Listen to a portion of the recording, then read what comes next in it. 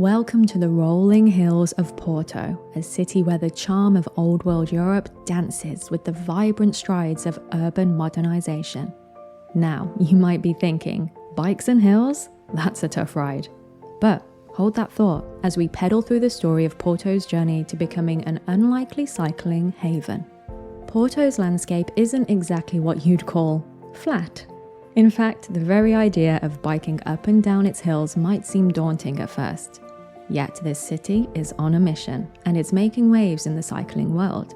Despite the hilly terrain, Porto is paving the way for two wheels, one pedal push at a time. So, what's this gear shift all about? Porto isn't just about picturesque sceneries and port wine. It's also about embracing a greener future. By 2030, Porto aims to cut CO2 emissions in half. The game plan? Investing in bike-friendly streets and lanes that welcome both seasoned cyclists and first-timers. In Porto, finding a bike is as easy as finding a place to enjoy a good Francesina sandwich. Rental bikes pepper the city, standing at the ready for a quick jaunt. And for those hills? Enter e-bikes, the hill-conquering heroes, making sure a steep incline is no reason to shy away from a good ride. Let's talk numbers, even though they might be a bit scarce. Cycling in Porto is picking up speed, but it's still trailing behind in the race against cars. As of 2017, bikes had a modest 0.4% share of the transport pie.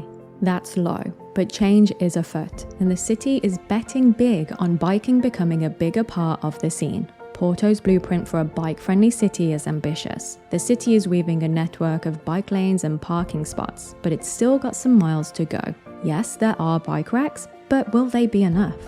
Time will tell as Porto pedals towards progress. The city now boasts about 50 kilometers of cycle paths. It's impressive considering the hilly hurdles.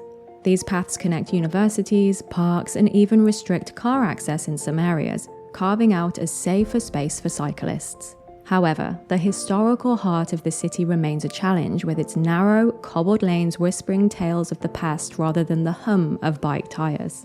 Money talks, and it's speaking for bikes in Porto.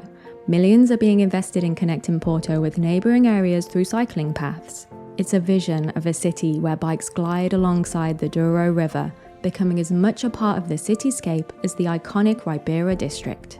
Now, while there's no special rulebook for Porto cyclists, common sense and countrywide regulations guide the way. Keep to the right, signal your moves, and maintain a safe distance from cars. The iconic bridges? They're open for bikes, but caution is the name of the game when sharing the road with trams and pedestrians. Porto isn't just betting on bikes.